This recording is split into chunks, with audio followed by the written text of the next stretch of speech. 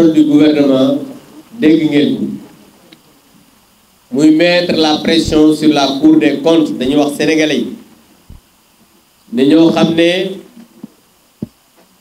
sos nañ kàcc FMI wax lu dul dëgg tey jii nga gis ne les cadres qui sont là lépp déconstruire nañ ko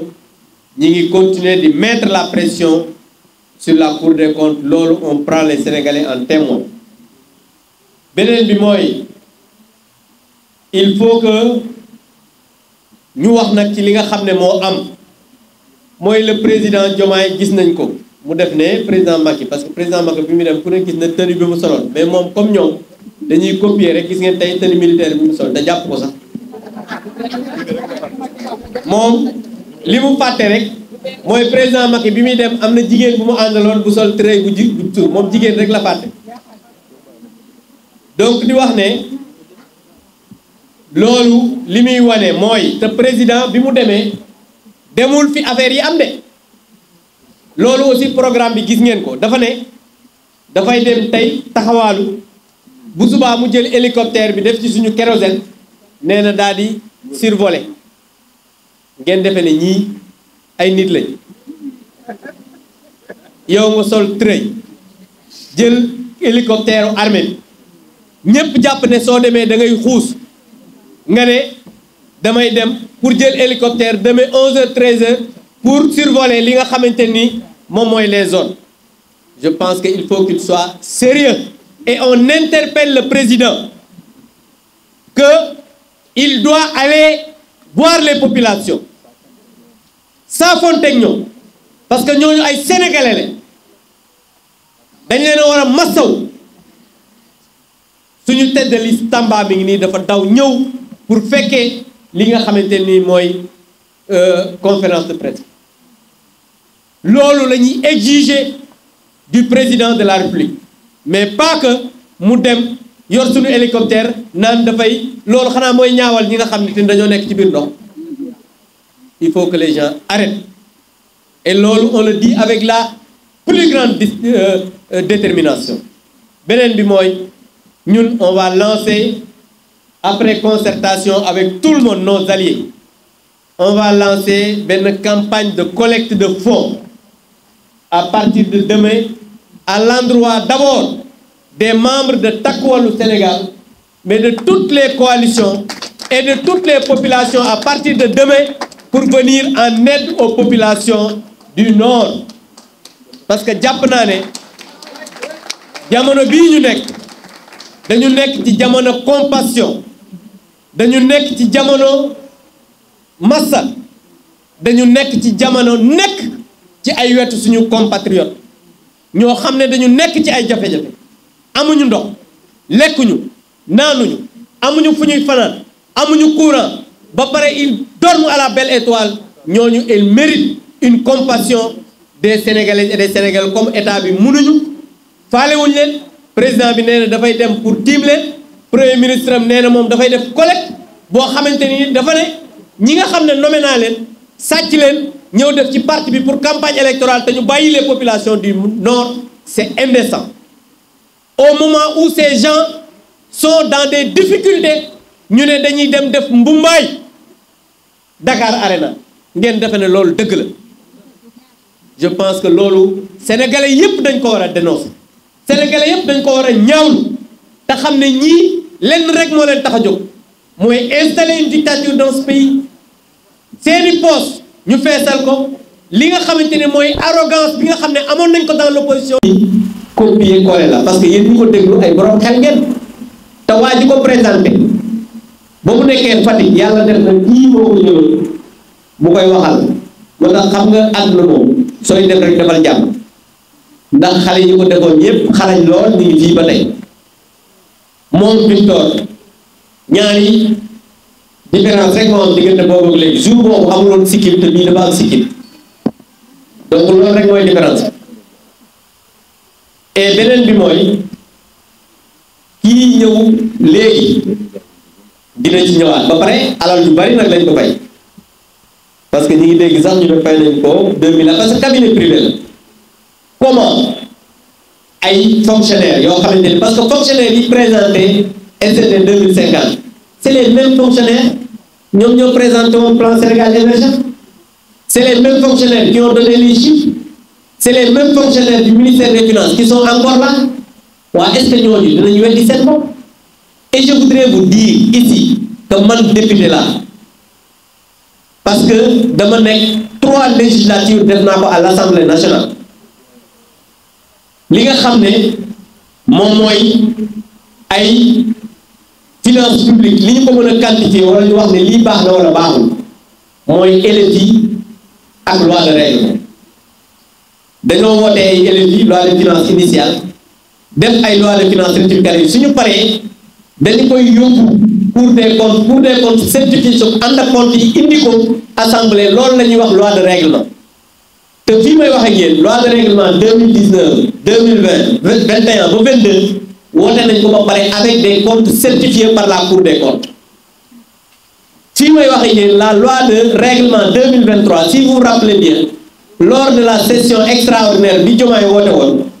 indi woon nañ jox ñu ko parce que moom mooy bi ñu naxee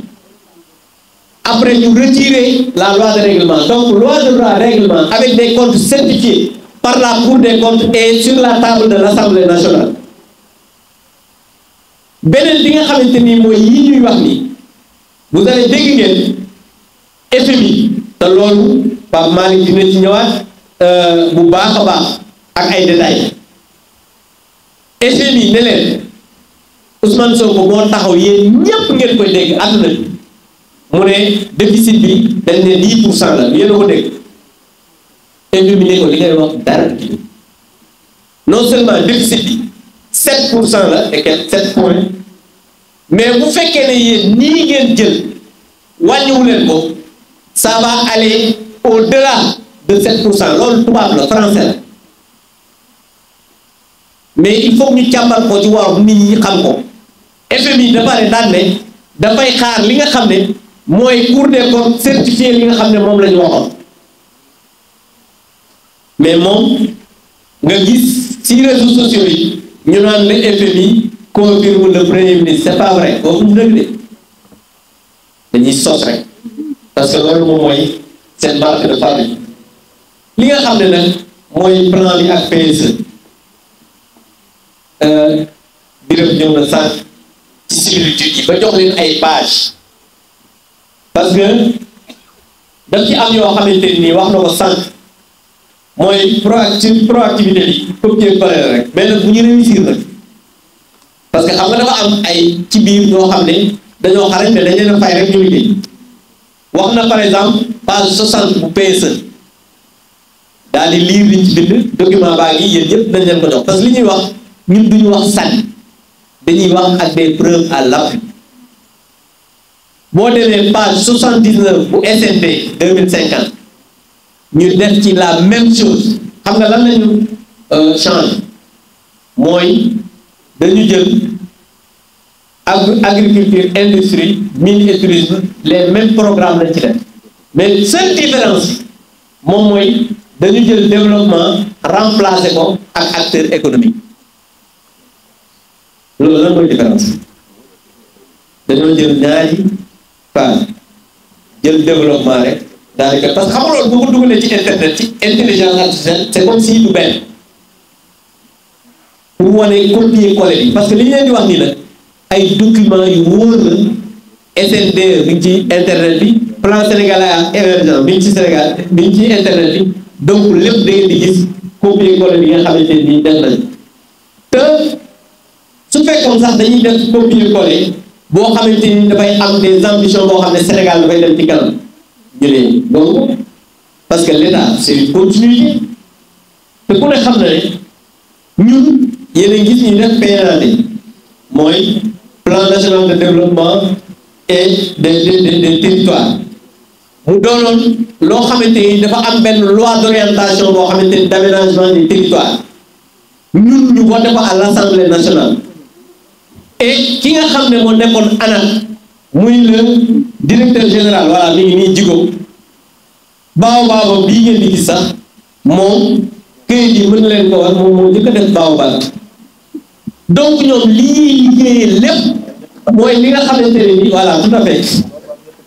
non ba waaw ñetti parti la woon ñoom ñu def ko ñeent donc pour vous dire que Dieu il est juste yàlla moo ñu sàkk ñun ñëpp te ñoom ba ñuy def loolu mënuñu woon xam ne ñi nga xamante ni ñoom parce que président Macky Sall dafa jëloon ay ndaw yoo xam ne yàlla daf leen may xam-xam ñu am jaar-jaar baaw baa ngi nii bii moom moo àndoon ak PNL jigo moo ma ko woon léegi moom la liggéeyoon moo tax bi ñu ñëwee ñu changé baaw bi defar yeneen caat non ñii dañoo cuune la ay cuune lañ ay nit lañ ñoo xam ne bëgguñu réew mi ay nit lañ ñoo xamante ni xam mënuñoo liggéey amuñu expérience amuñu carte d'adresse mënuñoo wax loo xamante ni nii Sénégal mën nañ ko dégg lu dul saaga wax lu ñaaw def ay buut ministre des affaires étrangères ci la dëkk dégg ngeen barki Demba Ndiaye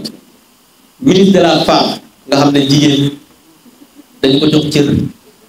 dañu ko màggal ñu nekk ci octobre rose wax dëgg yàlla gàncax gi ñu am mu taxaw ci Sénégal yi daal ne Abbas su dee yow yaa lekk yaa sàcc yaa tey ministre de la santé dem Fuuta ne CV bu ma jot damay xool ndax parce que lu ko ngeen yaakaar ne ñii war nañoo yàgg ci réew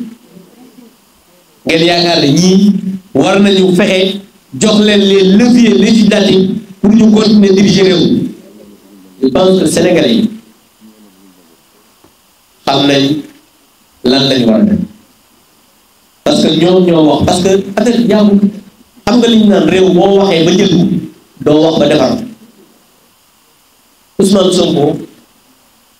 boo leen seetloo ñu bari dañoo wax waa APR fu ñu nekk les ministres parce que Ousmane ñun jëm ñu koy tontu baara koy tontu ndax moom bis bu waxee dara rek xale yi génnal ko benn baar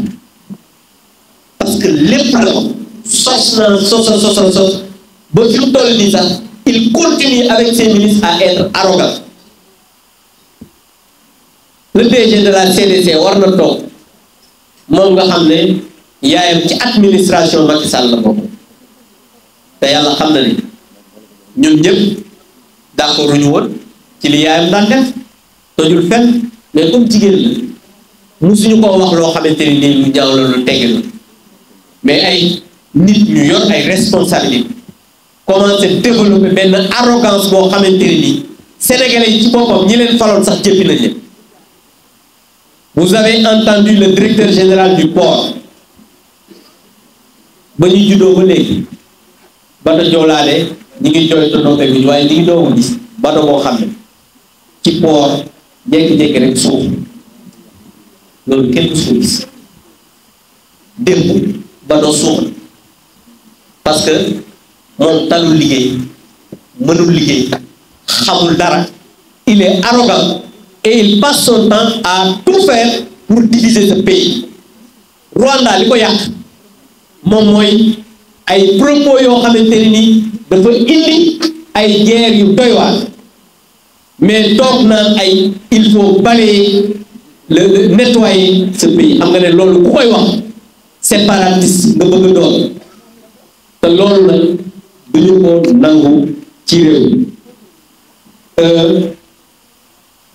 xam nga Sénégal moo amul ngor ndax en général bu la nit recruter jàppale la wutal la liggéey même bu fekkee ne politiquement bokk leen ay ci di nga am loo xam ne di ko jox waaye yow jël sa yaay muy liggéey tey nga taxaw am arrogance boo xamante ne ni moom ngay wane vis-à-vis des Sénégalais parce que am nga responsabilité c'est parce que xamu lan mooy responsabilité. beneen bi mooy xam nga li ñu xam yëpp dafa bari mais ñun dañoo xam yar am république xam nan la état di dox ñun nekk ñu ñoo xam ne dañuy nekk dans l'administration chaque jour ñu xëy di dénoncer des choses yoo xam ne xam na je pense que loolu aussi lu ñu war a bàyyi xel la beneen bi mooy pour terminer wàllu décentralisation ci cadrage yi Karim dina ci ñëw bu leen fàtte ne le président Macky Sall bi mu fi nekkee dafa amoon lu ñuy woowee ay séeréer yi moo proposé woon lii ñuy woowee tey un conseil des collectivités territoriales à travers les assises nationales parce que président dafa teg acte 3 de la décentralisation moo am communalisation intégrale parce que tey si on a rendu la dignité aux communes rurales et mën naa jël benn exemple parce que le maire de Fandène est là moom PCR lañ daan dégg mais léegi dañuy dégg monsieur le maire ñu kontaan ci lool nag ñoom président a rendu la dignité aux populations rurales de ce pays wutal leen électrification rurale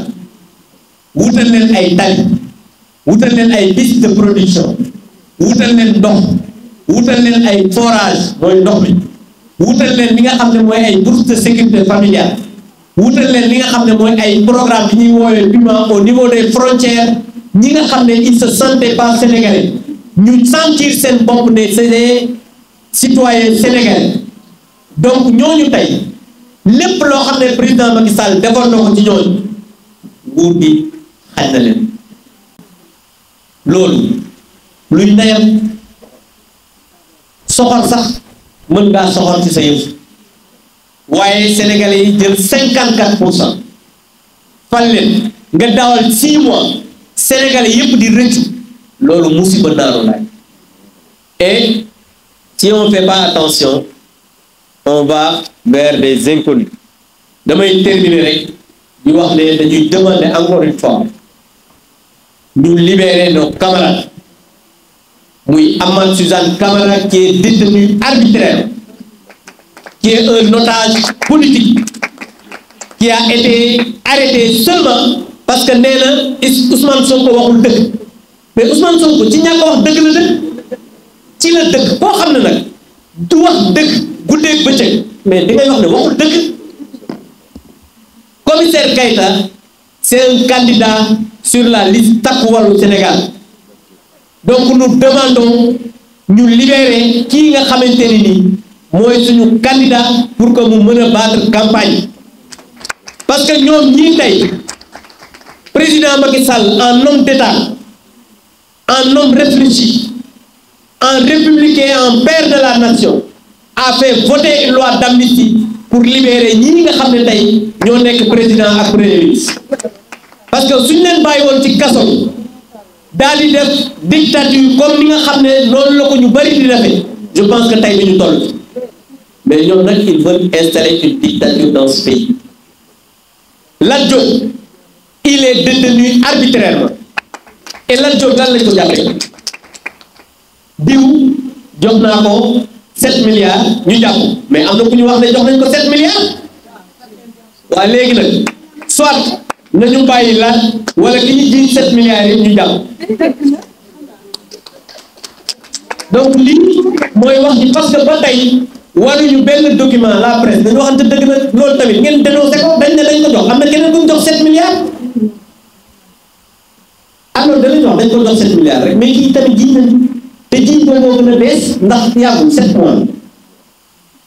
bu ONAS bi nee nañ jiiñ nañ ministre bi moom bu amee jox la première des choses mooy comme entendre nañ l'ancien DG moom mu démissionner et se mettre à la disposition de la justice parce que nit day am góor nit day nekk éthique waaye 7 mois ñu commencé leen ji ñoo xamante ni te xam naa ne nag enquête yii moom ak dénonciation yi am na fu mu jëm boo xam ne yuuxu dina jub foo ko foogew lii daal mooy li nga xam ne bëggoon nañ ko faram-fàcce balaa ñuy jox ki nga xamante ni mooy le ministre Pape Malick Ndour parce que moom yàgg nañ ko ji ñu bari waaye tey ñëpp xam nañ ne moom Anita ñu ne woon mooy Anita mais Sénégal moom xam nga comme ñoom dañuy sos rek mais Anita de ba tey mi ngi fi moom jógee ko maa ngi sant ñëpp di gërëm ñëpp damay jox Pape Malick mu ñëw ci li nga xam ne c'est les aspects économiques merci. sortie Fonds monétaire international ak interprétation yi nga xam ne moom lañ ci def beneen bi aussi on va revenir sur les chiffres, notamment les chiffres sur la dette publique moom mu leen ci apporter ay éclairage yu clair. Et enfin ma ñëw un peu sur le projet ak ses insuffisances bu njëkk bi mooy sur le rapport du Fonds monétaire international li ñu njëkk seetlu yéen ngeen mën ko lire ci nga xam ne moom mooy communiqué Fonds monétaire international mooy amul benn yoon boo xam ne FMI mu ngi mentionner la vision 2050 loolu cela montre simplement que FMI ne prend même pas au sérieux le travail des gens qui sont à la tête de ce pays tudd ñu sax ay Sénégal vision 2050 alors que dans tous les documents précédents à chaque fois que le communiqué du FMI ñu ci doon ko da ngay gis toujours muy faire référence au plan Sénégal émergent loolu war na mën a permettre Sénégalais yi xam ne amul benn borom xam-xam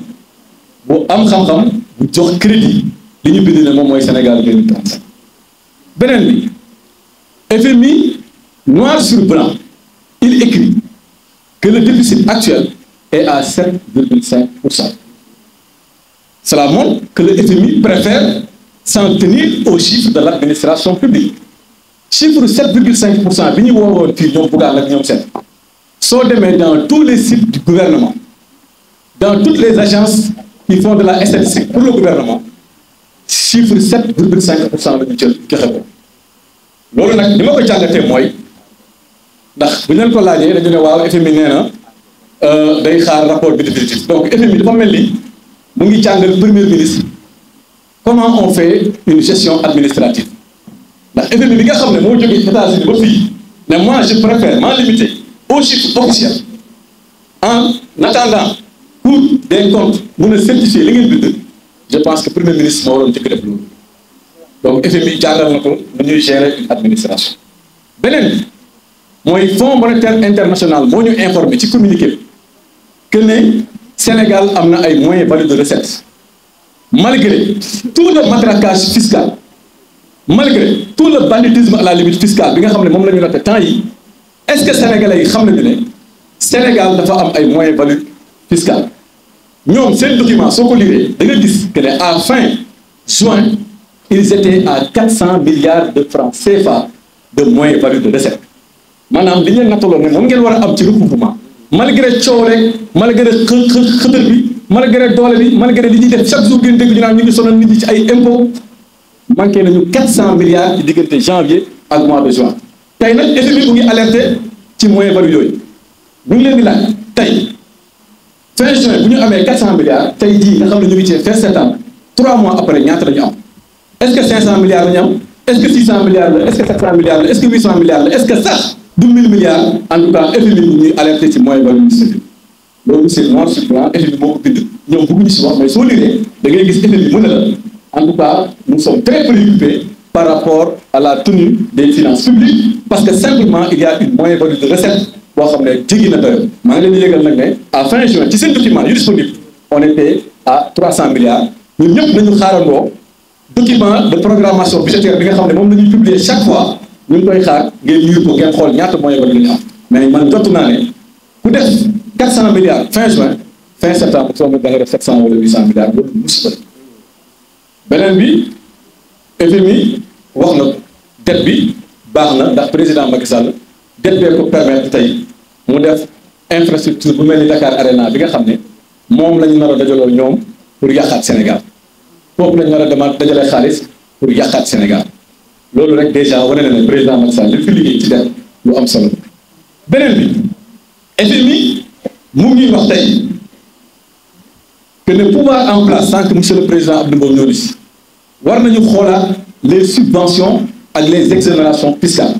loolu FMI moo ñu ko wax nee na Sénégal war nañu xoolaat may yëgal nag ne depuis 2014 chaque fois le FMI day ñëw ci loolu mais le Sénégal a été toujours droit dans ses bottes il n'a jamais obtempéré face aux injonctions du FMI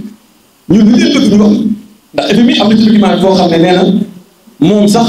il est rassuré par rapport à la disponibilité des nouvelles autorités par rapport à certaines mesures yoo xam ne ñoom dañoo jàpp ne ay mesures yu ñu war a def la y compris la remise en cause des subventions ma yëgal ne subvention yooyu président Macky Sall defoon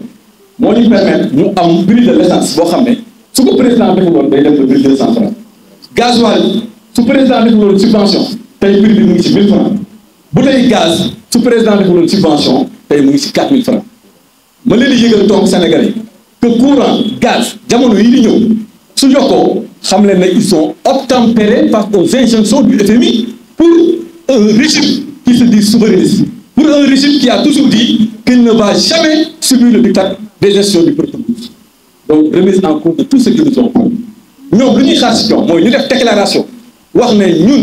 nous sommes un pays souverain comme ni ñu ko yàgg a wax FMI ñun nous sommes un pays boo xam ne kenn duñu dicté dara waaye ñun suñu toogee dégg FMI naan ci communiqué ñu ngi kontaan ci le fait que nouvelle autorité yi ñu ngi ñu naan pare nañu disponible nañu pour li ñu leen jox comme cure pour mun a régler problème bi ñoom pare nañ pour def ko man bëgg naa ñoom ñu wax ñun Sénégalais yi yan mesures dañu d'accord ak FMI pour def ko ndax su fekkee ne c'est la remise en cause des subventions c'est très mauvais pour les populations su fekkee c'est la remise en cause de certaines exonérations fiscales parce que exonération fiscale bi ko président Macky Sall def ça découle soit du code des investissements pour mun a permettre sociétés yi mun a gis seen bopp ci li nga xam ne moom la ñu def donc dañu ne daal ñoom ban mesure FMI lañu bëgg def maintenant nag beneen point bi nga xam ne bëgg naa ko wax gannaaw bi ma waxee ci li nga xam ne moom la FMI wax te ñu war leen ko leeral te li may wax yëpp nag ñu ngi défier seen économie si am yëpp y compris le ministre su amee lenn loo xam ne li ñu wax nii amul dañu génn ñu leeral si loolu sur les chiffres de la dette publique c'est la première fois man personnellement ma ciy wax parce que économiste la xam naa bu baax li may wax lu tax ma wax ci mooy ñoom dañoo waxoon ne dafa am dette boo xam ne état bi daf ko comptabiliser daf ko contracté te comptabiliser wuñ ko fenn loolu la leen waxoon FMI moo ñu yëgal ne dette boobu lu ñuy wooyee dette extérieure di ci bokk ak dette loo xam ne c'est contracté auprès des banques locales loolu yéen a ko lire ci rapport FMI donc FMI moo ñu yëgal ñoom yëgaluñu mais grave dañoo yem ci li ñu FMI wax parlons de la dette extérieure je le dis de manière claire dette extérieure pour nga def ko pour nga mën a jël dette extérieure il faut que nga am l'avis juridique de la Cour suprême soo bëggee leb da ngay bind Cour suprême ne ko damaa bëgg nga jox ma avis ci leb bii Cour suprême xool est-ce que bor boobu mu ngi ci loi de finance est-ce que bor boobu voté nañ ko assemblée nationale bu émettre un avis juridique ñu ngi leen di laaj nee nañu dañoo bor boo xam ne mosuñu ko comptabiliser fenn ñu ngi leen di laaj quelle a été la position de la Cour suprême la Cour suprême a-t-elle été complice de l'État oui ou non ñu ngi leen di laaj ñu dalal ci loolu c'est un élément important nous interpellons la Cour suprême pour qu'il donne sa position parce que mënoo def dette extérieure damay wax ci kanam ñëpp ñu am xam-xam man rus naa di wax sama ay collègues yi ma nekkoon ministre des finances di ma déglu may wax caaxaan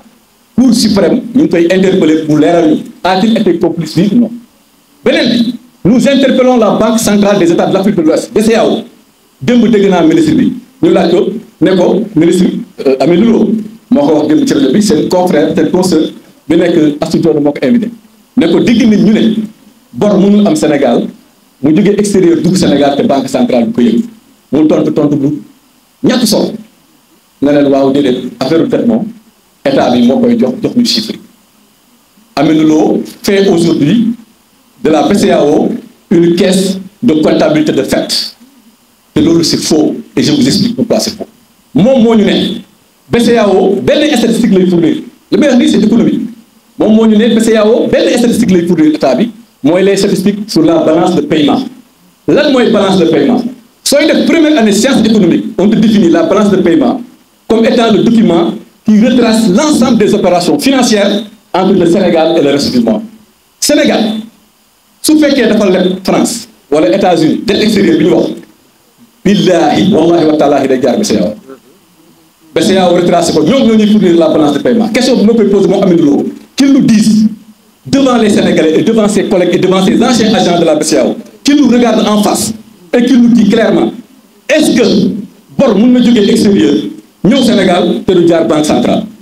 donc ban bor la ñuy wax ban bor moo jógee Sénégal ñëw fi ñu jàggati ko te kenn comptabiliser wu alors que bor bu jógee Sénégal day jaar banque centrale donc lu jàpp banque centrale def ko ci balance de paiement fournir ko loolu yaakaar naa pour ñu waxtaan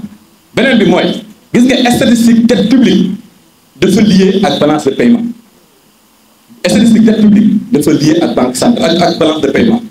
tey Sénégal bépp xaalis bu jóge à l'étranger di dugg ci état Sénégal compte état Sénégal dafay jaar BCEAO BCEAO comptabilité ko ne ko yéen waa Sénégal jot ngeen fi 1000 milliards bu jógee France loolu pour lan la ñu ne ko dette la mu ne dette même nit ñi sax mais man état la ñu wax bu ne dette la mu ne waa defe naa ko dette la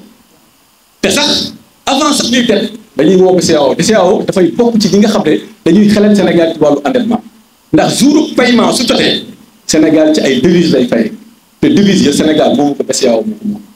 donc man Amidou Lo ñu ngi koy interpellé et on le dit publiquement en tant que ministre nañu wax moom rek waxuñu ko sax mu débat ak ñun mais qu'il nous regarde juste en face et qu'il nous dit est-ce que bor mun nga ko lebee à l'étranger est-ce que bor mun nga ko fay à l'étranger te BCEAO du ko yëg donc ay fen la ñu wax ay kat la ñu wax lu ñu wax dara amu si beneen bi à moins que lu gis que Sénégal bu muy leb dafa dem ba France wala ba États-Unis ñu jël xaalis dugal ko ci ay caisse dugal ko ci ay avion ay nervi Pape Malick Ndour escorté xaalis bi mu dem bu bureau ministre des finances ñu teg ko di ko consommé waaye même su fekkee loolu dafa am waaye jour paiement su jotee lu Sénégal def jour paiement su jotee est-ce que Sénégal dañu laal xaalis bi defar ko ci caisse mu jaar frontières yi et alors que on emprunte à des banques sérieuses ay banques internationalement reconnues donc dette extérieure bi nañu wax ban banque lañ ko leb banque boo xam ne xamuñu fan la jógee ak nan la jógee donc loolu ay gàcce la c'est faux li ñu wax ci dette bi dara amu ci bu xam-xam tous à moins qu'on dise li ma wax sànq mais noonu dette bi ñuy wax jaarul banque centrale jaarul fenn ci ay kees la jaar Sénégal te loolu xam nga ne mënul leer donc moi je les défie encore une fois tout ce qu'ils ont raconté sur la dette c'est faux amul ay mensonges la loolu bëgg naa ko wax mu clair par rapport aux chiffres de la dette publique maintenant sur le projet foofu laay terminer pour ñu waxtaan un peu et je vous dis pour ceux qui s'intéressent sur ces questions-là soo leen demee Google wala site BCEAO parce que la BCEAO aussi elle fait ce qu'on appelle la surveillance multilatérale est-ce que cette BCEAO yéen foog ngeen ne day toog rek Sénégal na ko man 1000 francs mooy sama dette Togo na ko man 2000 mooy sama dette Côte d'Ivoire na ko man 3000 mooy sama dette mu boole ko rek ne waaw mu ngi noonu xanaa BCEAO amul ay techniciens yu mun a xool xam nga lu ñuy def BCEAO soo leen joxee document dañ koy rapproché def amul tubaab naan état de rapprochement comptable yi xam nañ li may wax dañuy jël li état Sénégal wax ñu comparé ko ñoom seen chiffre yu ñu am ci balance de paiement ñaata la Sénégal jot ak ñaata la Sénégal fay su amee incohérence la BCEAO écrit à l'État au ministre des Finances pour lui dire monsieur le ministre des Finances toi et tes techniciens revoyez vos chiffres réfléchissez parce que lu ñu am suñu balance de paiement ak li ngeen di jox yéen comme chiffre bokkul méngoo loolu mooy dëgg te moi je le dis je suis un économiste je suis un ancien du ministre des Finances et d'ailleurs même je suis encore là-bas en tant qu'économiste et je l'ai depuis tous te rus naa wax lii sama ay naataango yu nekk finance naan Pape Malick politique moo tax muy wax loo xam ne du xam-xam du dara donc moi ce que je dis je le très clair FMI je le dis depuis 9 ans man chaque réunion FMI dama ko doon fekkee ci réunion FMI nekkee 10 6 wala 7 j'étais présent donc man xam naa li may wax te rus naa fenn ci sama kanamu ay nawle sama kanamu ay collègues et je défie tout un ensemble ci ñoom lépp pour ñu mën a wax li nga xam ne ñu léegi nag Cour des comptes aussi ñu ngi koy xaar ndax Cour des comptes moo waxoon ne Sénégal lépp gongo borom baax na bor bi ñu déclaré mooy bor bu ñu am léegi nag tey tax nañ ko benn document Cour des comptes dañu wax ndax li mu waxoon moom ndax dafa ay fen la woon wala ay naxaate la woon aujourd'hui quelle que soit la situation ils ont mis la Cour des comptes dans une situation très très très inconfortable ndax Cour suprême su waxee ne kon Cour des comptes su waxee ne non yéen gouvernement bees bi yéen a wax dëgg ñun dinañu poser ñaari question Cour des comptes a-t-elle été complice ou bien Cour des comptes a-t-elle été incompétente ndax soo complice wul nag war nga mën a xam ne ñu ngi lay nax ci chiffres yi ndax Cour des comptes moom dañu ne fonctionnaire bi gën a mag ci Sénégal ñu gën a mën a xam ni état yi demee foofu dañu nekk donc Cour des comptes aussi ñu ngi xaar wax BCEAO ak UEMOA moom loolu mos a dégg ñu wax parce que xam nañ ne ñii si ay caaxaan la ñu nekk moi je pense que su fekkoon ne institution yi nga xam ne ñoo ñu wër muy BCEAO ak Cour des ak UEMOA xamoon nañ ne ñii ci dëgg la ñu nekk ñoom ñooy njëkk def communiqué wax ne attention mais kenn déggulee ci wax ñoom itam ñu ngi leen di interpellé waaye Lamine Lo yi tamit ñu ngi koy interpellé dañu wax lien yi am entre balance de paiement ak statistique sur les dettes publiques nañu wax moom Lamine Lo na wax devant les Sénégalais et devant ses anciens agents de la BCEAO nañu wax les yeux dans les yeux que état mun na leb dette extérieure te du jaar BCEAO nañu wax loolu rek suñu waxee rek ñun ñu gëm ko ñeme ko wax parce que mënu ko wax te ñu ngi koy interpellé posez-lui la question chers journalistes dama leen di ñaan jour boo leen gisee Lamine Lo nee leen ko Lamine Lo question simple référendaire oui ou non est-ce que Sénégal mun na leb dette extérieure te du jaar BCEAO deuxième question balance des paiements ndax nekkul mooy retracer toutes les opérations financières bor buy ñëw ak bor bu ñuy fay oui ou non su leen tontool non ñu yeggale débat bi mais bu sa toog parce que soit amul xam-xam wala il est de mauvaise foi. Maintenant beneen point mooy mu déterminer par rapport à leur projet bi soo ko liree ils ont projeté un taux de croissance de 6,5%. parce que nag soo nekkee économiste ngay évaluer benn politique da ngay xool ban jeexital lay am ci croissance économique ñoom 6,5% la ñu wax may yëgal Sénégalais yi ne ñun président Macky Sall 6,5% moom la doon picc yi doon naawandoo depuis 2014 2018 ñun réalisé nañu 6,5% depuis 2014 2018 première année de mise en œuvre du PSE la ñu atteindre ñun suñu 6,5%. mais attention 6,5% dans quel contexte? Dans un contexte hors pétrole. képp ku jàng économie xam na ne dëkk buy commencé pétrole ak gaz 100 000 litres 100 000 barils par jour loolu c'est un multiplicateur de croissance. donc ñoom croissance 6,5% maa ngi wax économistes yi am xam-xam ñëpp nañ ci génnee effet hors pétrole nañ ci génnee effet pétrole pour mun ko comparer ak suñu 2,14 donc 6,5% yi soo ci génnee impact du pétrole et du gaz waxuma impact seen vision de pour mu mën a xam nga soo ci génnee pétrole ak gaz rek mooy seen vision def na doo am sax 2% wala 3%. donc li ñuy dugg yëpp dara baaxu ci bon na fi may terminer toujours si par rapport ak projet bi mooy ils nous ont parlé de endettement nee nañu dañuy reprofiler la dette publique loolu aussi maa ngi interpellé seen économistes yi xam nga lu ñu wax dañu ne waaw ñun dañoo bëgg léegi bor boo xam ne fii lañ koy jëlee bu ñu defee ay dette extérieure ñun Sénégal fii dañuy lebe loolu ñàkk xam-xam weesu loolu xam nga lu tax dafa am lu économie tuddee effet d'éviction éviction mooy investir quelqu'un su Sénégal ñëwee fii investir Sénégal su ñëwee fii di concurrencer ak entreprise de presse yi sur le marché local du crédit di concurrencer ak les entrepreneurs sur le marché du crédit mais nañu xam ne dëgg Sénégal su taxawee ci marché bi dem banque ñu ne état Sénégal mooy leb 1000 milliards ñu tourné ne entreprise Birame et Frères mooy leb 500 milliards état bi danaan waaye Birame et Frères moom ci jamono bii xamuñ ndax dina fay waaye état moom du mës a nekk en faillite surtout état bu am pétrole ak gaz état dañuy fay entreprise bi day daal di perte day nekk fii di wër daal di toltolaan te du am crédit loolu mooy effet d'éviction moo tax ñu am xam-xam ne état suy laaj xaalis marché local am la si jël tuuti li ci des mu bàyyi ko ak les entrepreneurs locaux ñoom nag nee nañ dañuy bàyyi extérieur ñëw fii di concurrencer ak Birame et Frères ak Modou et Frères ak Projet et Frères et cetera et cetera et cetera loolu xam-xam lalu ko suune moom moo ci nekk man ñaari aspect yooyu laa bëggoon wax ci projet bi maa ngi leen di sant maa ngi leen di gërëm. Bonsoir chers camarades de la République, bonsoir aussi aux amis de la dépassement. Donc je m'en vais directement, comme l'a bien indiqué Abdou, vous lire la déclaration liminaire de cette conférence de presse organisée par le secrétaire national de l'Alliance pour la République. Point de presse, 10 octobre 2024, déclaration liminaire. Mesdames, Messieurs les journalistes, chers invités, chers camarades, nous vous remercions de votre présence et nous souhaitons, au nom du président de l'Alliance pour la République, APR, son Excellence M. Macky Sall, des membres du secrétaire exécutif national, les responsables et militants du parti des Alliés, membres de la coalition Takuba du Sénégal, la cordiale bienvenue à ce point de presse du secrétaire exécutif national de l'Alliance pour la République. Comme indiqué dans la demande d'ouverture qui vous a été adressée, il s'agira, au cours de cette rencontre de travail, de vous faire part de notre analyse du document intitulé Stratégie nationale de développement SND Sénégal 2050, supposé contenir la vision du président de la République, son Excellence Bassirou Diomaye Faye, comme alternative au plan Sénégal émergent, PSE. Mesdames et messieurs les journalistes, le contexte actuel de notre vie nationale reste marqué par le repli économique sans précédent, avec les coupures récurrentes d'électricité, les régions du pouvoir d'achat des ménages, la flambée des prix des denrées de consommation courante de première nécessité, la réduction du montant des bourses des étudiants, les menaces de baisse de salaire des fonctionnaires et agents de l'État, les pertes d'emploi, les licenciements et le réchauffement du fonds social.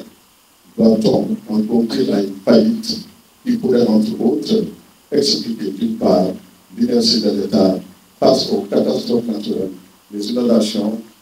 dont sont victimes les populations de Touba, de Matam, de Bakel et du nord du Sénégal, et son incapacité à déclencher le plan sec, d'autre part, comme désargenté, comme l'indique le FMI, le Fonds monétaire international. Au surplus, la croissance projetée pour 2024 à 8% risque de ne pas dépasser 3% au rythme du décrochage économico-social et des scandales à répétition. Les exemples sont là, on va citer quelques-uns, ONAS, Azer, etc. La crise au port autonome de Dakar, avec un directeur général incompétent qui se noie dans des gâteries au lieu de se consacrer son énergie à sa mission, sans compter la recrudescence des accidents de la circulation, la dégradation de notre diplomatie et de l'image du Sénégal avec les boules incessantes des acteurs tenants du pouvoir. Et large frange de nos compatriotes ont de plus en plus de mal à joindre les deux bouts. Mais ils sont surtout perplexes au regard des mains expertes qui tiennent le pays et des discours clivants qui nous sont servis au quotidien, porteurs de risques pour notre vie ensemble et la continuité de la stabilité du pays. Paradoxalement, c'est dans ce contexte de discrédit et de reniement des autorités qui nous gouvernent, de marasme économique, de harcèlement fiscal pour les auteurs de l'entreprise et de généralisation des souffrances pour les populations, soit juste près de 7 mois après leur accession au pouvoir, que le couple Diomaye Sonko nous a gratifié d'un document intitulé Stratégie nationale de développement Sénégal 2050, SND Sénégal 2050, après plusieurs annonces, un report de la publication du fameux projet, dont l'enterrement en première classe vient d'être définitivement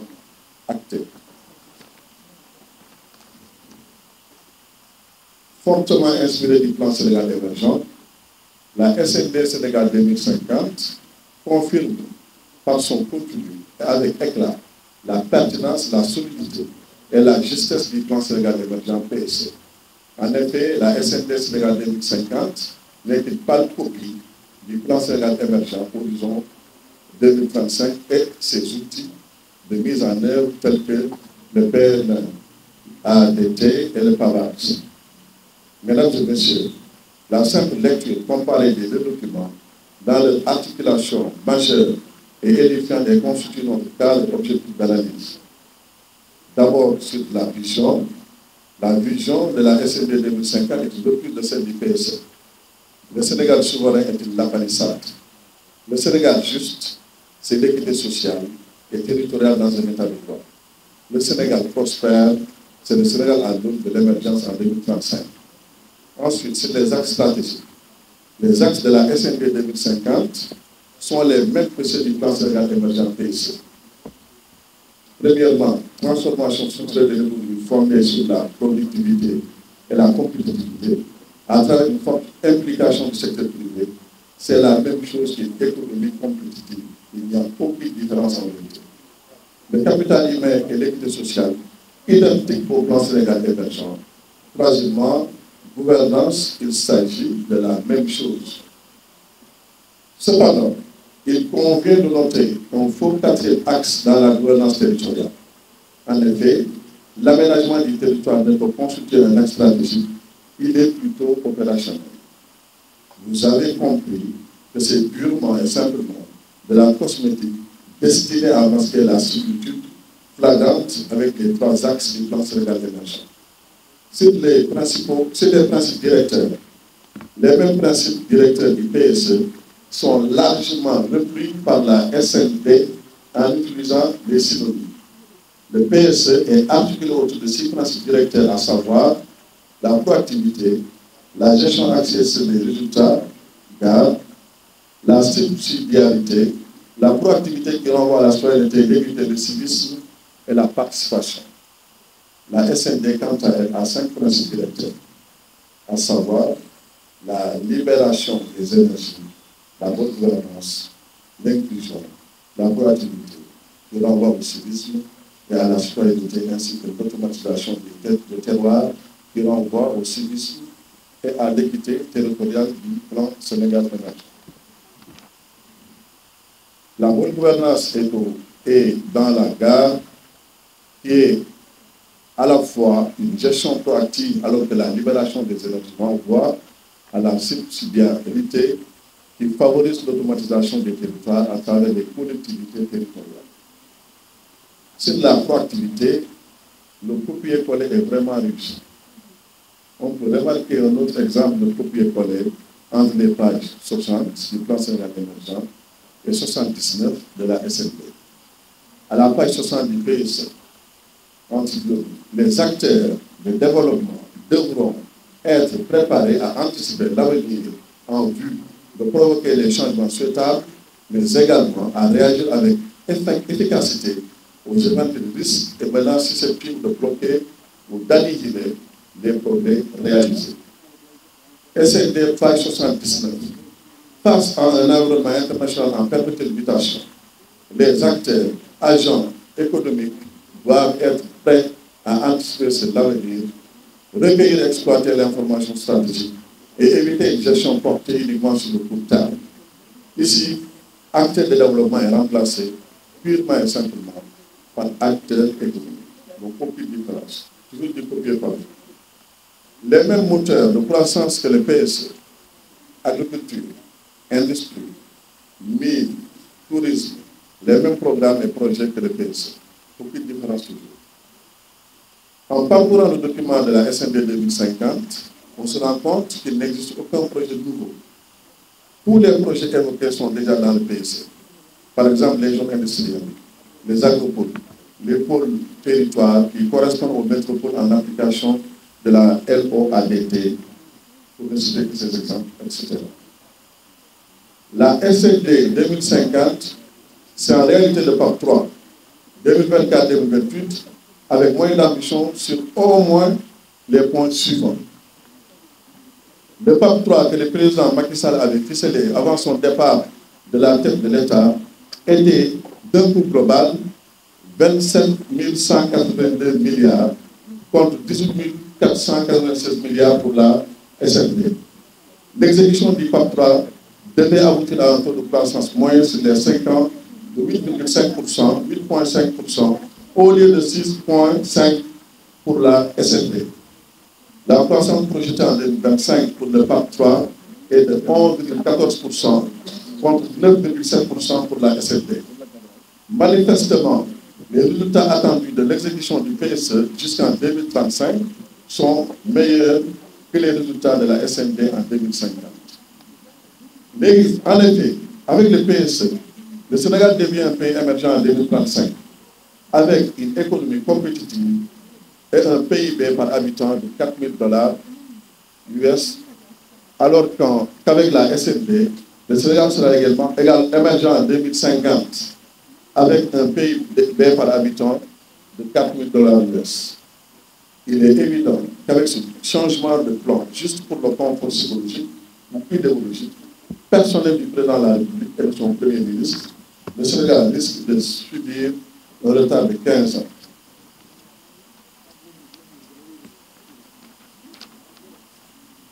Qui, de rudiment en rudiment, a fini par avouer l'inexistence du projet, l'impréparation, mais surtout l'absence de rigueur. Mesdames et messieurs, pour l'Alliance pour la République, il n'y a rien de plus incertain que la SND 2050, notamment en matière de stratégie de financement, avec des réformes du marché financier sous-régional qui ne dépendent pas du Sénégal, un marché plus porté sur des titres à court et moyen terme, des taux hypothétiques préconisés dans le document et la faiblesse structurelle du secteur privé national qui pourra difficilement jouer le rôle attendu de lui dans les 5 ans, malgré l'engagement citoyen de ses acteurs et de grande volonté de contribution. La sagesse recommande d'erreur de repenser les sources de financement de la stratégie étant entendu que les transferts de la diaspora sénégalaise, en dépit de l'importance des volumes, sont plus orientés vers la consommation, le social, dans un contexte de lutte contre l'immigration et de repli identitaire dans les pays d'accueil. Enfin, le document reste silencieux sur beaucoup d'aspects essentiels, tels que la stratégie de mise en œuvre du pilotage et le mécanisme de suivi et évaluation, qui sont des paramètres déterminants pour le succès de toute stratégie. Concernant les réformes stratégiques préconisées dans la SME 2050, elles ont toutes été réalisées par le plan Sénégal émergent, le PSE, à travers l'acte 3 de la décentralisation, la modernisation des finances publiques, la simplification du système fiscal et SRNT, les réformes foncières, la révision de la loi d'orientation agro-silvopastorale déjà modifiée à travers la loi numéro 1 2023 modifiant celle de 2024, ainsi que l'adoption du code pastoral le 27 décembre 2023. Comme vous pouvez le constater à travers les éléments ci-dessus, toutes ces réformes considérées comme stratégiques ont été déjà réalisées à date dans le cadre des réformes phares du PSE. Certainement, l'expert l'ignorait, les commanditaires de l'expertise également. Pour conclure, il convient néanmoins de saluer le travail qui a été fait, qui confirme la pertinence du plan Sénégal émergent et les résultats positifs de sa mise en œuvre. Nous vous renvoyons aux pages 8, 22 et de 42 à 51. La partie continue entre la page numéro 42 jusqu'à la page numéro 51 de la SNP qui font le bilan du plan Sénégal émergent, confirmant au passage le bilan inédit, exceptionnel, extraordinaire et très largement positif des 12 ans du président Macky Sall à la tête du Sénégal, en le mettant sur les rampes de l'émergence. Mesdames, Messieurs les journalistes, chers invités, chers camarades, nous vous remercions de votre généreuse attention. Donc dañuy jox rek le ministre Karim Fofana mu ñëw ci cadrage bi par rapport ak li nga xamante ni ñoom présenté na.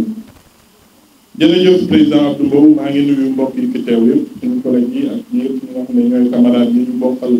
Alliance pour la République ak suñu ay alliés di gërëm journalistes yi fi teew ak kaddu yi nga xamante ne xóot na ba nga xam ne xam naa li ma ci tëj du bëri mais fi may tàmbalee rek mooy rejoindre Pape Malick Ndour ci li mu wax sànq ne boo buggee leb ci marché local damay fàttali ko ay jamono Sénégal waxuma la sax marché local pays Afrique de l'Ouest ñi nekk ci union communautaire dañ daan wax ne Sénégal Côte d'Ivoire Ghana boo leen soxlaa dem leen lebi hors du marché UEMOA ndaxte yéen li ngeen soxla d'abord dafa bëri seen économie ni mu toll boo leen jëlee li fi ne waxuma entreprise ne ñoom Biram et frère ak Mbow et frère déedéet xam nga ñan laay wax dëkk yi ñu dendal du ñu mën a am accès au marché international parce que amuñu normes yi seen finance publique eggul fa nga xam ne fa la war a egg ba ñuy mën a dem di def ay eurobond ak yu demee noonu boo leen seetloo eurobond Sénégal ak Côte d'Ivoire ngeen di dégg ñu koy def ci Afrique de l'Ouest ñeneen ñi dañ doon wax Sénégal boo leen soxlaa dem leen ngeen def eurobond parce que boo leen demee Chine boo leen demee États-Unis boo leen demee Amérique waxuma la sax état yi fonds d'investissement yi ak fonds de retraite yi dañ leen di lebal waaye ñi nga xamante ne ñooy ñun yeneen dëkk yi nga xamante ne suñu naatangoo yi ñu dendal te ñoom mënuñu dem ci eurobond nañ leen bàyyi marché local waxatuma ak nag marché boo xam ne da nga koy bëgg a xëccoo Mbow et frère ak Biram et frère donc loolu moom moo doon am li fi xew fan yi ci wàllu projet bi nga xam ne noppeegul dégg ngeen li ñu ci wax nee nañ projet bi nag noppeegul ñu ngi ci ba léegi daanaka dañu fekk rek ceeb bu baax bu jik réew mi ñu yokk ci xorom yokk ci poobar rek ne leen am mi ngi nii tuddatul PSE Sénégal 2050 la tudd Jigo wax na ko sànq boo xam ne ci suñuy chiffre la basé wu nee nañ chiffres yi baaxul waaye ci chiffres yi la basé wu jël li nga xam ne mooy PNADT bu fekkee ñetti axe la woon ñu yokk ci benn ne déedéet ñetti la woon waaye léegi nañ def gouvernance territoriale alors que dañu fekk plan national de développement plan national de l'aménagement du territoire ak li nga xamante ne mooy PABAT programme de valorisation des ressources territoriales ñu seetlu ne projet bi amul concertation boo leen ko fàttalikoo 2014 bi ñuy defar PSE boobu ministre du budget su ma juumul Mouhamadou Matar Cissé la dafa def tour du Sénégal wër région yi wër métier yi wër société civile bi toog waxtaan ak ñoom ci projet bi ku ne wax li nga xalaat ñu noté corriger ñëw teg mais boo leen gisee ñi bokk ci société civile bi ñi bokk ci organisation patronale bi ñu waxee keroog dafa mel ni mbir mi melul ni mu war a mel donc loolu mooy liggéey bi nga xam ne nee nañ ñu ñeenti junniy cadre ñoo ko defar loolu mooy projet bi nga xam ne depuis fukki at ñu ngi naan pare na bu ñëwee dina soppi dara ma am nag man lu ma ci métti ndaxte dama gis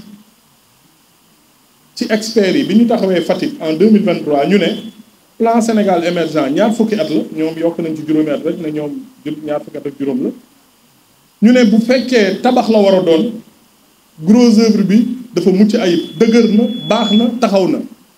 kon ñi ci topp loolu la expert bi wax de Fatick keneen ku ñu mën ci jox état du Sénégal finition bi rek nga war a def ku ne xam na ne bâtiment mooy gros œuvre rafetal yi loo ci def am na solo waaye bu poto yi taxawul bu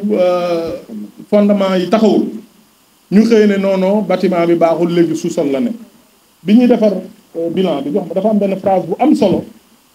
bu ci benn waay andi xam naa ñu bëri mën na am jotuñu ko lire waaye phrase boobu chaque fois rek dafa baax ñu koy fàttali. Il n'y a assurément aucune honte à constater que les fondations sont solides lorsqu'on ambitionne d'ériger un gratte-ciel. Surtout qu'ici, il ne s'agit pas de construire les étages, il ne s'agit que de construire les étages supplémentaires car des sommets ont déjà été atteints. dama leen ne plan Sénégal émergent fi mu ñu jëlee yéen xam ngeen ko damay tooñ xale yi sax naan leen ñun boo duggee TikTok suñu voisins yi dëkk Afrique ñoom ñoo ñu taggal Sénégal ak Ndakaaru ñoom ñooy jël image yi di photo autoroute yi di photo tali yi di soññ seen gouvernement naan leen lu tax mënu leen def ni Sénégal ñu bëgg ñu gëmloo ne ñun ci sous-sol lañ ne dëkk boo xamante ne 2012 bañ koy jël kuy xamaj bi jarul sax ñu ci dellu si mais production agricole maa ngi fàttali bu PSE dañ doon wax ne 2 millions de tonnes boo jëlee pepp yi ñuy bay yëpp 2 millions de tonnes la woon ñu ne bu ñu egsee 2024 war nañ bu ñu egsee 2024 balaa Covid bi war nañ mën a egg 4 millions de tonnes loolu lañ doon wax souveraineté mais président Macky Sall balaa mu fiy jóge bàyyi na fi 3,6 millions de tonnes de céréales ñaata hôpitaux ñaata école ñaata université ñaata prépa ak yeneen équité territoriale bourse de sécurité familiale yi nga xam ne bañ nañ ko fay nit ñi bourse élèves yi yokk salaire yi damay joxe benn indicateur rek dëkk bu nekk en ruine dëkk boo xam ne nee nañ ci sous-sol la ne te enseignant boo gis dala naan Macky Sall day wax dëgg yàlla ba muy ñëw 285 000 laa daan am en moyenne waaye bi mu fiy jógee 450 000 la ma bàyyi ci salaire loolu dëkk bu ne ci sous-sol mën na ko dañu waxante dëgg waay moo tax keroog dafa am koo xam dafa mel ni xel bi dellu si na muy Pape Alé Niang dégg naa ko ci émission ba mu doon def Sicap mu ne bu ñu bañal benn chef d'état la mu fi def ku ne def nga fi lu baax ak loo xam ne bu ñu sañoon mu gën nañ nangul président Senghor li mu fi def nangul président Abdou Diouf li mu fi def nangul président Abdoulaye Wade li mu def Macky Sall mi nga xam ne nag moo transformé moderniser Sénégal li mu fi def ñu joggi ci dëgërlu ci yokk leneen loolu Pape Alé Niang moo ko wax de du man maa ko moom ñàkkul xel mi dellu si na du dëgg moo tax ku bëgg a liggéey yoon baa ngi nii gros œuvre bi dëgër na taxaw na ku ñu la ne peinturel karaleel waroo am jafe-jafe moo tax Abdou bu fekkee ñoom plan bi besoin de financement yi ñu ciy laaj ak croissance bi nga xam ne moom la ñuy projeté bëriwul 6,5 lañ yem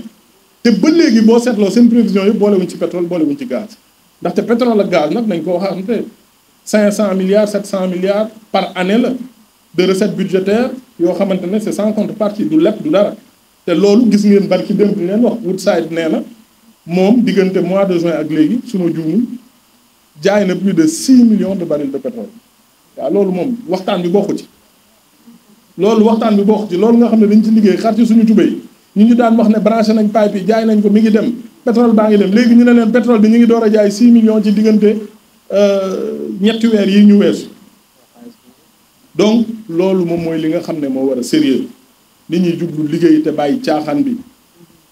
fi mu nekk nii man boo ma nee projet 2050 ñun li ñu jàngal mooy cin bu naree neex bu baxee xeeñ waaye bu fekkee Bakel day am mbënd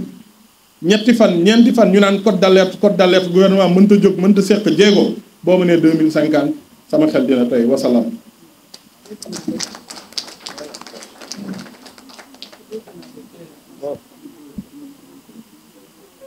Voilà, merci beaucoup. Je pense que on est ci jeexal